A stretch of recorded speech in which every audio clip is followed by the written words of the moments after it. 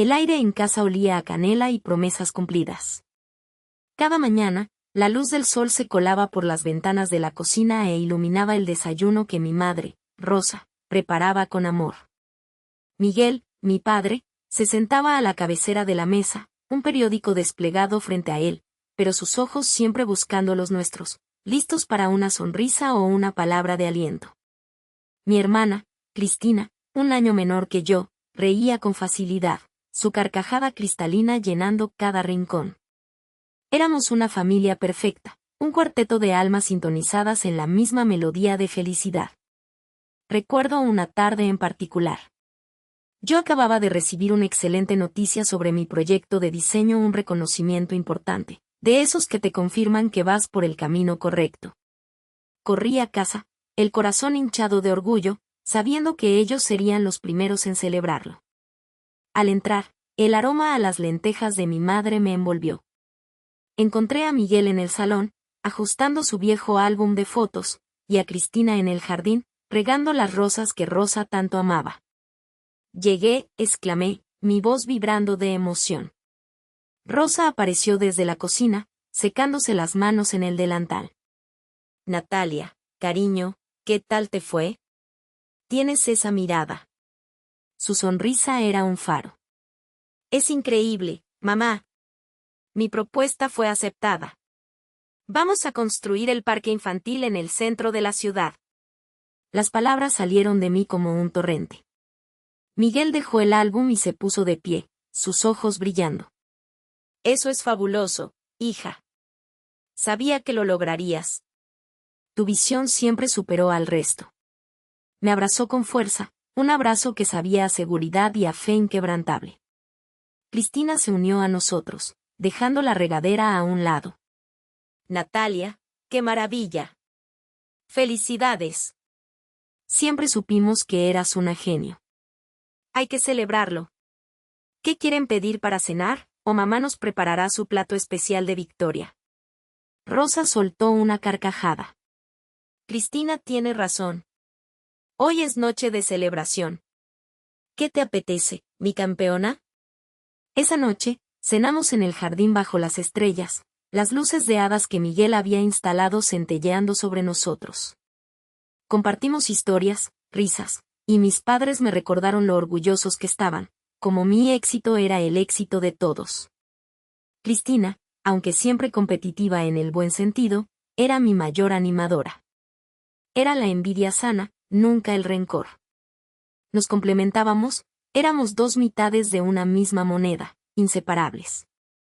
Mi vida era un lienzo pintado con los colores más vibrantes de amor y apoyo. Tenía el trabajo de mis sueños, una familia que me adoraba y una hermana que era mi mejor amiga. No había sombras, solo luz. Creía tenerlo todo, y que ese paraíso familiar duraría para siempre. Nunca imaginé que la felicidad pudiera ser tan palpable, ni que su fin sería tan devastador. Los meses que siguieron a la aprobación del diseño del parque fueron un torbellino de actividad gratificante. Cada jornada en el estudio era una aventura, diseñando los columpios más seguros, los toboganes más imaginativos. Pero más allá de mi profesión, mi verdadero santuario era mi hogar, mi familia. Con Miguel y Rosa celebrando cada pequeño avance, y Cristina, mi alma gemela, siempre a mi lado. Cristina siempre había sido la más fuerte, a pesar de la fragilidad que acarreaba consigo desde pequeña. Un baile caprichoso de la naturaleza, una condición crónica que, aunque manejable con un régimen estricto y visitas regulares al médico, la distinguía. Nunca la definía, pero sí la hacía especial. Para mí, cuidarla, velar por su bienestar, nunca fue una carga, sino el privilegio más profundo. Recordaba las mañanas de la infancia, cuando me esmeraba en prepararle el desayuno que más le gustaba, controlando los ingredientes con la precisión de un científico, asegurándome de que su medicamento estuviera siempre a mano. O las tardes, cuando cancelaba mis planes con amigos para acompañarla a sus citas, esperando pacientemente en la sala de espera, leyendo o simplemente observándola. Mis padres, Miguel y Rosa, veían en mí no solo a su hija mayor, sino al pilar inquebrantable de la familia, especialmente en lo que respecta a Cristina. Natalia es nuestro ángel guardián, solía decir Rosa con los ojos empañados. Miguel asentía con solemnidad. Sin Natalia, no sé qué haríamos. Su fortaleza, su paciencia, es admirable. Y no solo ellos. Mis amigos, los vecinos, incluso los médicos de Cristina, todos expresaban una admiración sincera. ¡Qué dedicación la tuya, Natalia! Pocas hermanas como tú, me comentaba el doctor Ramírez, el especialista de Cristina, durante una de nuestras consultas rutinarias. No era orgullo lo que sentía, sino una profunda satisfacción. Ver a Cristina sonreír, verla vivir una vida plena a pesar de sus desafíos, era mi mayor recompensa. Era la prueba de que el amor incondicional podía mover montañas, pintar el mundo de colores. Nuestra rutina era una sinfonía perfectamente orquestada. Mañanas de trabajo, tardes dedicadas a mis pasiones y, por supuesto, tiempo de calidad con mi hermana. Paseos por el parque, noches de películas, charlas interminables donde compartíamos cada secreto, cada sueño. Ella, con su risa contagiosa y su espíritu indomable, era mi constante fuente de alegría. Yo, con mi pragmatismo y mi corazón protector, era su roca. Nos complementábamos, éramos inseparables, como siempre lo habíamos sido. Creía que nuestra conexión era irrompible, una fuerza pura que el tiempo o las adversidades jamás podrían corroer. Recuerdo una tarde particularmente soleada. Estábamos sentadas en el banco de nuestro jardín, el mismo donde habíamos cenado la noche de mi gran triunfo. Cristina dibujaba en su cuaderno, mientras yo leía una revista de arquitectura. De repente, levantó la vista, sus ojos brillantes. Natalia, dijo con ternura, ¿sabes? Eres la mejor hermana del mundo. Siempre estás ahí para mí, pase lo que pase. No sé qué haría sin ti. Sus palabras, sencillas y sinceras, me conmovieron hasta el alma. Le sonreí, estirándome para apretar su mano. Y tú, mi querida Cristina, eres mi mayor inspiración. Juntas podemos con todo, le respondí, mi voz llena de una convicción inquebrantable. En ese momento, respiré hondo, saboreando el aire perfumado a jazmín, y pensé, asterisco, esto es felicidad. Esto es para siempre, asterisco, no podía estar más equivocada. No podía estar más equivocada. La felicidad, tan palpable momentos antes, comenzó a resquebrajarse sutilmente, como una fina grieta en un cristal perfecto que apenas se distingue a simple vista. Al principio, eran solo sensaciones, destellos fugaces que mi mente, programada para ver lo bueno, rápidamente descartaba. Recuerdo una visita de tía Elena, la hermana lejana de mi madre, una mujer que siempre había sido efusiva y ruidosa. Ese día, en lugar de su habitual abrazo apretado y sus bromas, su saludo fue un apretón de manos suave, casi tentativo. Sus ojos, normalmente chispeantes, se posaron en mí con una profundidad inusual, una sombra de algo parecido a la lástima. Mi pobre Natalia, susurró, y antes de que pudiera preguntar a qué se refería, mi madre, Rosa, intervino con su sonrisa de acero, desviando la conversación hacia la nueva exposición de arte en la ciudad. Yo, en mi burbuja de éxito y optimismo, lo atribuí al cansancio de tía Elena, o quizás a algún chisme familiar que no me incumbía en ese espléndido momento de mi vida. Similarmente, el nuevo jardinero, un hombre joven y siempre respetuoso, me ofreció una disculpa extraña a un atardecer. Estaba regando las rosas, y cuando me vio pasar frente a él, bajó la manguera y murmuró, «Lo siento mucho, señorita Natalia». De verdad. Su voz era grave, su mirada esquiva, fija en el suelo. Me quedé perpleja. Sentir que, Juan, le pregunté, creyendo que quizás había dañado alguna de mis preciadas hortensias. Pero él solo negó con la cabeza, sus ojos grises llenos de una tristeza que no pude descifrar, y se apresuró a marcharse hacia la parte trasera del jardín. Volví a mi habitación, sacudiendo la cabeza, convencida de que el pobre hombre estaba bajo mucho estrés personal. Pero la señal más constante, la que más me martilleaba en retrospectiva, venía de mi padre, Miguel. Cada vez que hablábamos de mis proyectos, de Cristina, o del futuro de la familia en general, terminaba con la misma frase, dicha con una intensidad cada vez mayor: Natalia, tú eres la más fuerte. Siempre lo has sido. Debes ser la más fuerte, pase lo que pase. Al principio, lo veía como una afirmación de su fe incondicional en mí, un espaldarazo. Sentía que me estaba preparando para los inevitables desafíos de la vida, para liderar nuestra familia si algún día fuera necesario. Era el tipo de apoyo que me impulsaba y me daba una inquebrantable fuerza. Pero con cada repetición, la frase se convertía, sin que yo lo notara entonces, en una carga, una expectativa desproporcionada que pesaba sobre mis hombros más de lo que imaginaba. Era el ancla que me mantendría a flote, sí, pero también la que me ataría inexorablemente. Yo lo ignoraba todo, cada una de esas minúsculas advertencias. La euforia de mi triunfo, la armonía de mi vida con Cristina, el amor inmenso que sentía por mi familia, eran un filtro impenetrable que distorsionaba la realidad. Creía ciegamente en la bondad de los que me rodeaban, en la pureza prístina de sus intenciones. Estos pequeños desvíos en el comportamiento ajeno eran, para mí, meros errores de percepción, nimiedades transitorias en la vasta y brillante extensión de mi existencia perfecta. No había espacio para la duda, para la desconfianza. No en mi mundo perfecto, no en el Edén que había construido. No podía imaginar que esas miradas, esos susurros, esas presiones disfrazadas de apoyo, eran los primeros temblores apenas perceptibles de un terremoto inminente. El verdadero golpe aún no había llegado, pero la tierra, bajo mis pies, ya preparaba su traición más profunda, aguardando el momento de abrirse y tragarme entera.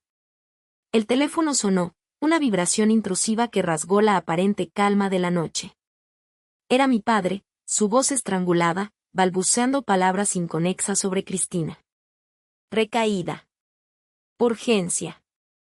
En ese instante, el filtro de mi euforia se hizo añicos, la gélida realidad se abalanzó sobre mí. El terremoto había llegado, abriendo una grieta bajo mis pies. Llegué al hospital con el corazón latiéndome en las sienes. Miguel y Rosa ya estaban allí, sus rostros descompuestos por la desesperación. La sala de espera era un limbo de angustia. Horas se arrastraron, eternas. Finalmente, un médico de semblante grave se acercó. Sus palabras, precisas y frías, cayeron como martillazos. Cristina ha sufrido una recaída gravísima. Necesita una transfusión de médula ósea urgente. Mi aliento se contuvo. Hemos encontrado un donante ideal, continuó el doctor, su mirada posándose en mí, usted, señorita Natalia. Su hermana gemela. El aire se escapó de mis pulmones. No era un extraño, era yo. El dolor, el riesgo, todo se arremolinó en mi mente. Pero antes de poder procesarlo, el médico añadió, para una compatibilidad máxima, su cuerpo necesita un tratamiento preparatorio, una inyección que estimula células madre. Su voz se endureció, es una inyección muy costosa, y, debo ser franco, conlleva riesgos significativos. Puede provocar efectos secundarios graves, desde reacciones alérgicas severas hasta, en casos raros, problemas cardíacos o neurológicos a largo plazo. No podemos garantizar la ausencia total de efectos adversos para el donante. Mis padres, sumidos en su propio abismo de desesperación, me miraron. Sus ojos brillaban con la luz de la solución. La mirada de mi padre, Miguel, era de alivio abrumador, mezclado con una expectativa inquebrantable. Natalia, su voz era un ruego, pero con un matiz de demanda, eres nuestra única esperanza. Tú puedes salvarla. Rosa, mi madre, tomó mi mano, sus dedos fríos. No había consuelo, solo la presión de su necesidad. Por favor, hija. Es tu hermana. Tu sangre. Sus palabras se sintieron como un peso que me aplastaba. La lealtad inquebrantable a la familia se transformó en una exigencia monstruosa, reclamando el sacrificio de mi propio cuerpo. El altísimo costo monetario de la inyección era insignificante para ellos. Pero el riesgo para mí, ese fue el verdadero golpe. Me sentía atrapada, el punto central de una balanza donde en un lado estaba la vida de mi hermana y en el otro, mi propia integridad. El Edén que había construido se desmoronaba, revelando abismos. Mi fortaleza empezaba a flaquear, el sabor amargo de la traición ya se mezclaba con el hollín de mi mundo en ruinas. Estaba cayendo. Estaba cayendo. Y la caída fue brutal, precipitada. Mis padres, no contentos con la desesperación privada, orquestaron una reunión familiar para sellar mi destino, para convertir mi quebranto en un espectáculo público de sacrificio. El salón de nuestra casa, normalmente un refugio de recuerdos pasados, se convirtió en una arena glacial. Allí estaban todos, tíos, tías, primos, incluso los abuelos, sus rostros una mezcla de preocupación genuina por Cristina y una curiosidad morbosa por la solución que se cernía sobre mí. Los ojos de todos estaban fijos en mí, la donante, la salvadora, o en su defecto, la traidora. La tensión era palpable, un nudo espeso en el aire que me asfixiaba. Rosa y Miguel, sentados al frente, irradiaban esa mezcla tóxica de esperanza y exigencia, sus siluetas recortadas contra la suave luz de la tarde que se filtraba por las ventanas, una ironía cruel. Hija, comenzó mi madre, su voz tan dulce como el arsénico, aunque sus ojos no correspondían a esa dulzura. Sabes que Cristina te necesita. Que esta inyección es su única esperanza. Miguel asintió con fervor, sus manos entrelazadas sobre su regazo, una imagen de patriarcal autoridad. Un tío, el hermano de mi padre, intervino con voz pesada: Natalia, debes hacer esto por la familia. Siempre hemos sido un pilar para ti, ¿no? Es hora de que tú seas el pilar, de que demuestres tu lealtad. Una tía suspiró teatralmente. Pobre Cristina. Tan joven. Necesita a su hermana. Cada palabra era un puñal, una estaca clavada en mi ya maltrecho espíritu. Levanté la mirada, sintiendo el peso de todas esas expectativas. Mis manos temblaban. Mamá, papá, yo, entiendo la gravedad. Pero la enfermera, ella habló de riesgos. Riesgos significativos. Mi cuerpo ya no es el mismo. Ya he pasado por tanto. Mi voz se quebró al final, ahogada por la emoción y el recuerdo de sacrificios pasados que, al parecer, habían sido olvidados o nunca valorados. El aire se congeló. Un murmullo de desaprobación recorrió la sala. Miguel se incorporó lentamente, su rostro oscureciéndose. Riesgos, vociferó, su voz retumbando en la estancia y silenciando a todos. Sus ojos, antes suplicantes, ahora estaban llenos de una ira helada, de una decepción tan cruda que me perforó el alma. Se acercó a mí, la vena de su cuello palpitando. ¿Qué riesgos, Natalia? ¿Los tuyos? ¿Comparados con los de tu hermana? No podemos creer lo que escuchamos. Pensamos que después de todo este tiempo, entenderías lo que significa la familia. Pensamos que eras lo suficientemente fuerte, lo suficientemente asterisco nuestra asterisco punto. Se inclinó sobre mí, su aliento oliendo a bilis y reproche. Has fracasado, Natalia. Sí, fracasado. Después de todo lo que te hemos dado, de todo lo que te hemos enseñado sobre la lealtad. Pensamos que eras lo suficientemente fuerte para este sacrificio. Has condenado a tu hermana. La frase me golpeó como un rayo. Has condenado a tu hermana. La sala entera respiró al unísono, y luego, ese silencio cargado, pesado. Nadie habló, pero sus miradas lo decían todo. Desaprobación. Desprecio. Decepción en estado puro. Sentí sus ojos juzgándome, pesando sobre mí con una vergüenza insoportable. Era como si, de repente, me hubiera convertido en una extraña, una peste, un fracaso irremediable bajo el escrutinio de mi propia sangre. La familia, mi supuesta fortaleza, se había vuelto mi verdugo. Caí en un abismo aún más profundo, solo, completamente rota. Caí en un abismo aún más profundo, solo, completamente rota. El aire en el salón se había vuelto espeso, irrespirable. Mis padres, Miguel y Rosa, se alzaron como un tribunal implacable, sus rostros cincelados con un desdén helado. Lo que siguió no fue una discusión, sino una sentencia. La voz de mi padre fue un corte limpio: ya no hay lugar para ti aquí, Natalia. Has roto cada lazo. Ya no eres nuestra hija. Rosa ni siquiera me miró, su silencio, la confirmación más brutal. La mansión, mi refugio, se transformó en una prisión de hielo. Tus cuentas han sido congeladas, continuó Miguel, sin remordimiento. No tendrás acceso a fondos familiares. Se te ha negado todo. Vete esta noche. Tus maletas están en la entrada. No hubo tiempo para recoger mi vida. Fui despojada de todo, simbólica y literalmente. Un vacío helado se asentó en mi estómago.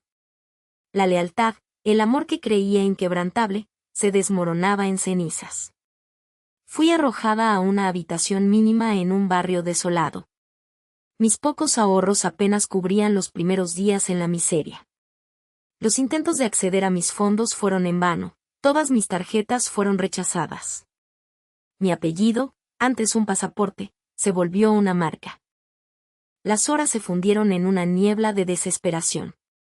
Mis viejos amigos, el círculo social, comenzaron a evadirme. Primero, excusas vagas. Luego, un silencio total. La noticia no tardó en llegar. Mi familia había orquestado una brutal campaña de desprestigio.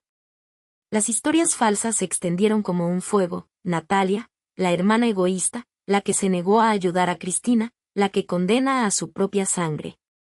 Me retrataron como la villana, la culpable del empeoramiento de mi hermana. El eco de Natalia fracasó resonaba por todas partes. El mundo se volvió hostil.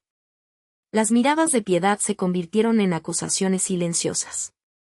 Los susurros a mis espaldas, puñales helados. Caminaba sintiéndome cada vez más pequeña, hasta disolverme. El abismo no era una metáfora, yo estaba en su fondo, rodeada por la oscuridad y el hedor a fracaso. Mi nombre, antes mi identidad, era ahora mi condena. Sola, rota en 1000 pedazos, sin un ápice de esperanza.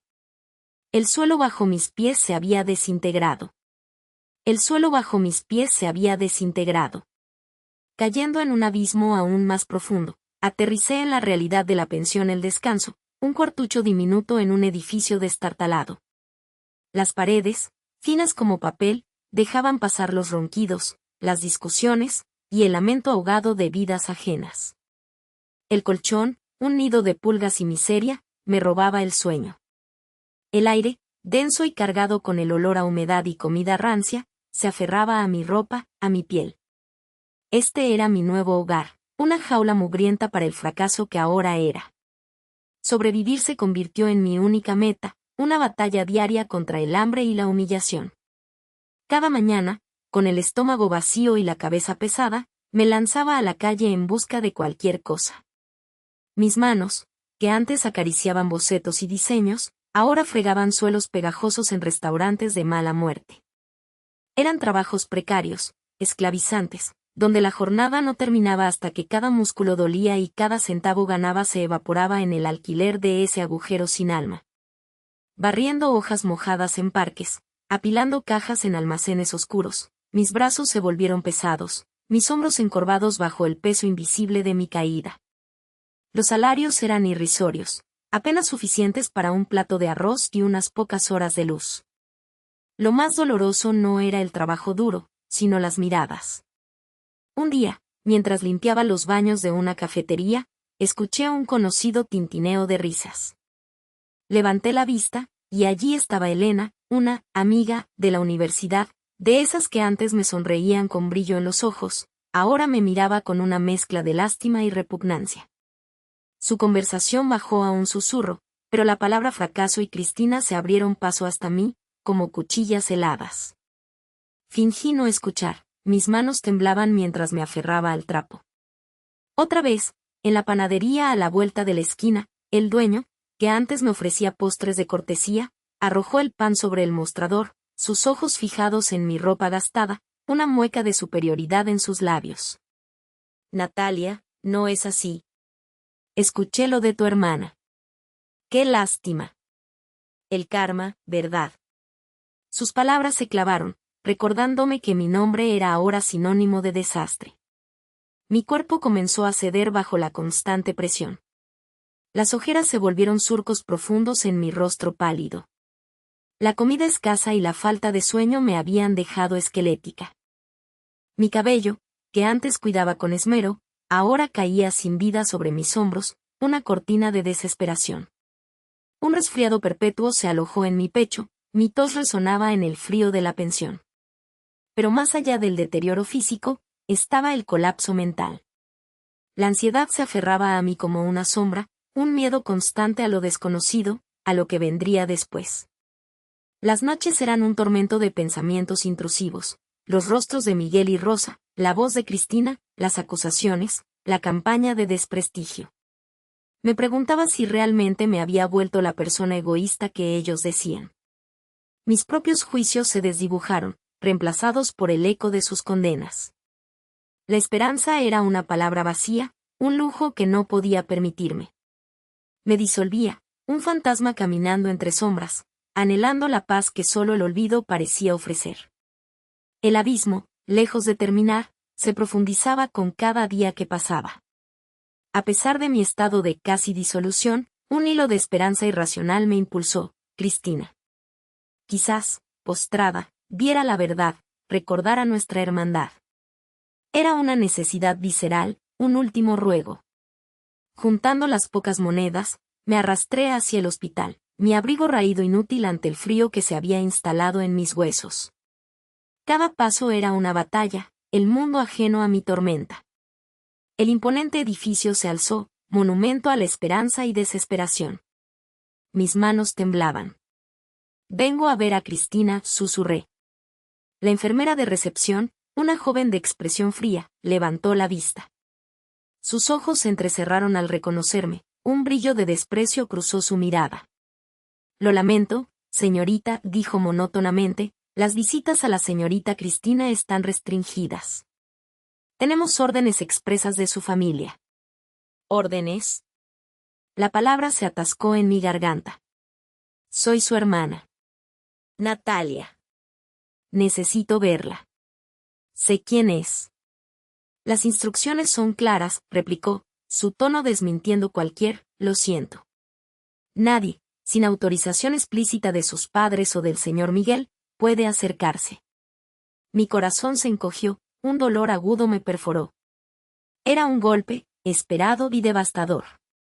Mi familia, la que me había negado, ahora me negaba también el acceso a mi hermana. La humillación quemó mis mejillas. Paralizada, observé a otros visitantes, sus risas y conversaciones inocentes, un eco cruel en el vestíbulo aséptico. Pero entonces, una voz familiar, inconfundible, resonó de una sala de espera cercana.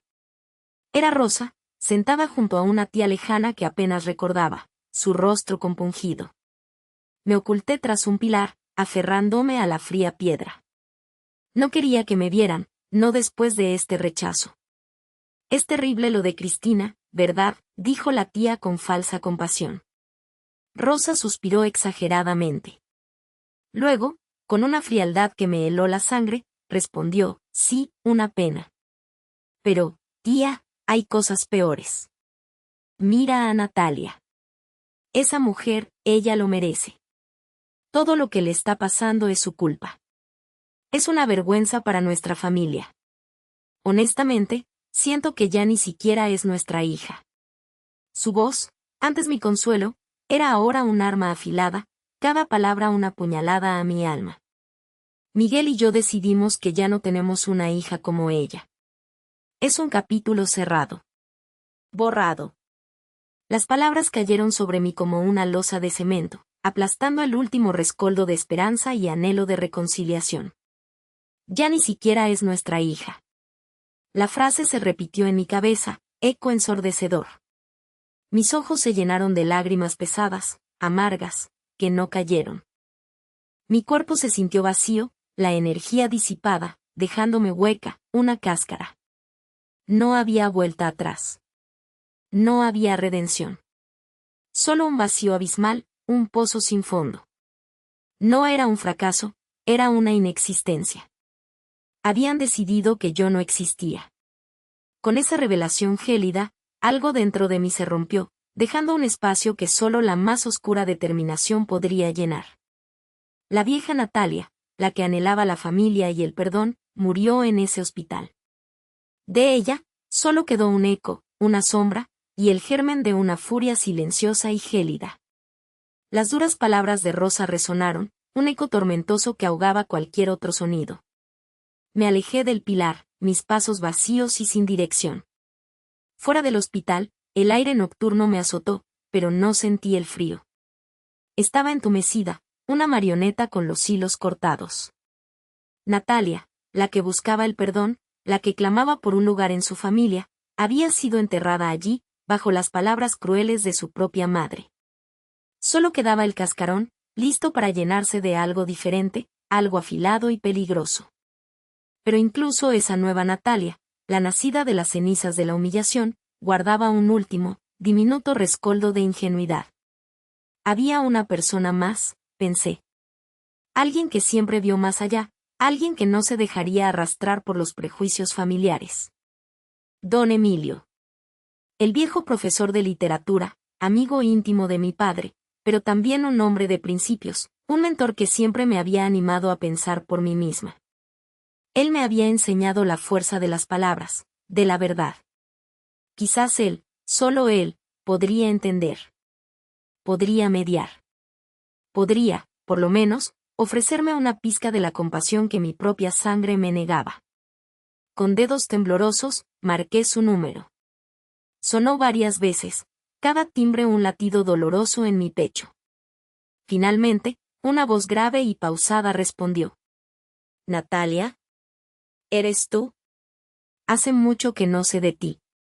Su tono era cansado, pero en él escuché una familiaridad que me provocó un nudo en la garganta. Respiré hondo, tratando de contener la avalancha de emociones. Don Emilio, soy yo. Lo sé, ha pasado tiempo. Necesito hablar con usted. Es importante. Estoy desesperada. Hubo un silencio al otro lado de la línea. Un silencio que no era el de la reflexión, sino el de la cautela. Sé por qué me llamas, Natalia, dijo él, su voz perdiendo la calidez, tornándose fría, casi clínica. La familia me ha hablado. Miguel y Rosa no han callado sus pesares. Mi estómago se contrajo. Sus pesares. ¿También él? Don Emilio, por favor, permítame explicarle. Las cosas no son como ellos dicen. No es que haya abandonado a Cristina, me han. Natalia, por favor. No te estoy juzgando, pero la situación es compleja. Tu hermana está grave. Y tú no estuviste allí. Es una falta grave, una queja constante de tu madre. Tu deber, Natalia, tu asterisco deber asterisco como hermana mayor, como hija. ¿Dónde estabas? ¿Por qué no pensaste en ellos? Sus palabras fueron un eco casi perfecto de las de mi madre. Un choque gélido. Él, también él. Lo entiendo, pero no es tan simple.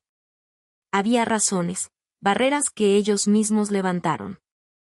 Intenté acercarme, don Emilio. Lo juro. Pero me rechazaron una y otra vez.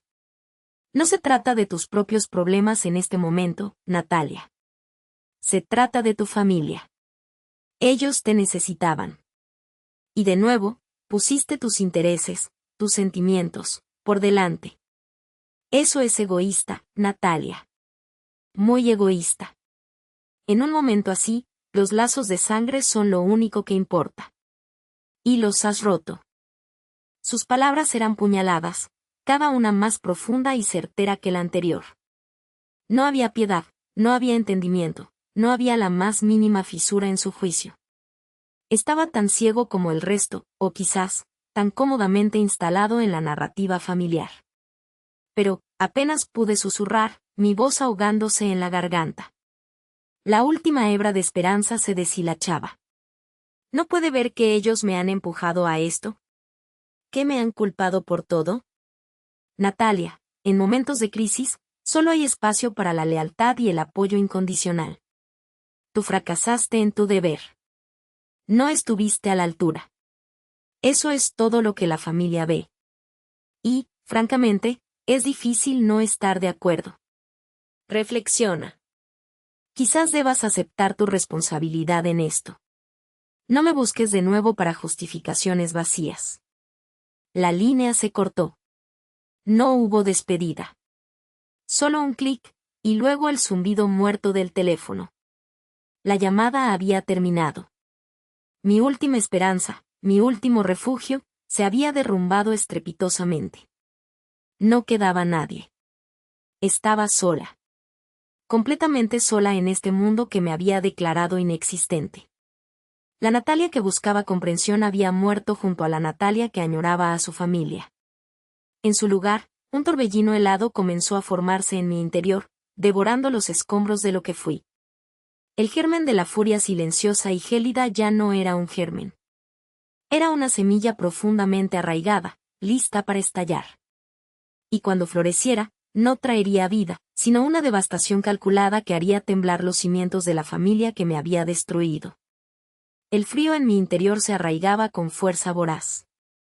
Medred, con su bullicio incesante y su indiferencia, se convirtió en mi laberinto de soledad. Mis pasos se arrastraban por la gran vía, cada uno un eco hueco de mi insignificancia. Los días eran una neblina de cafeterías heladas y bancos fríos, anhelando una chispa de humanidad.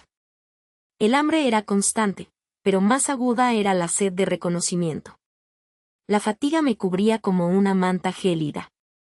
Mi mente, un muro de lamentaciones, repetía sin cesar el fracasé de Miguel: él no estuviste a la altura de Rosa, él no sirves para nada de Cristina. La certeza de mi falla irredimible me asfixiaba.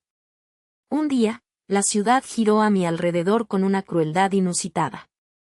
Los claxones, el tráfico, los murmullos de la gente, todo se amplificó en un ataque sonoro. Mis piernas cedieron. Me tambaleé en el borde de una calle concurrida, el agotamiento haciendo ver sombras.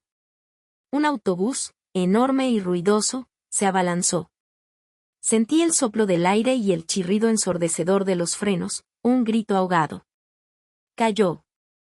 No yo. La adrenalina me atravesó, mi corazón latiendo desbocado.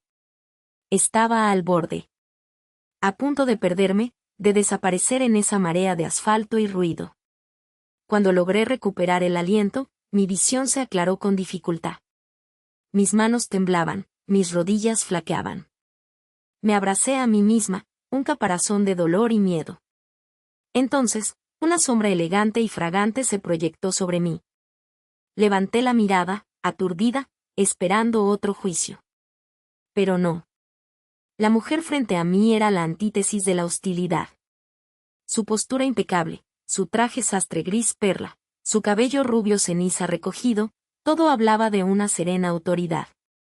Sus ojos, inteligentes y compasivos, sin pizca de lástima ni juicio. No había en ella la frialdad que había encontrado en mi propia familia. Se arrodilló ligeramente, acercándose a mi nivel, una acción que me desarmó. Natalia, ¿verdad? Su voz era suave, pero clara. Sé quién eres. Te he estado observando. No te preocupes. Mi nombre es Elena. Soy la enfermera jefe que atiende a tu hermana, Cristina. Cada palabra fue un golpe. ¿Cristina? ¿Una enfermera? La calma de su voz, su presencia inquebrantable, lo eran todo. Me miró fijamente, con una intensidad que traspasaba mi disfraz de agotamiento. Sus ojos no veían un fracaso, veían algo más.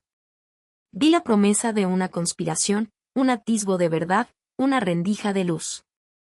Mi mente, entumecida, comenzó a despertar. La semilla helada de la furia que creía que solo traería devastación, ahora se sentía diferente. Una herramienta. Un motor. Y por primera vez, sentí que no estaba sola. Elena no esperaba una respuesta, solo me miraba, con esa misma compasión, pero con una pizca de determinación. Como si supiera más de mi familia de lo que yo misma sabía.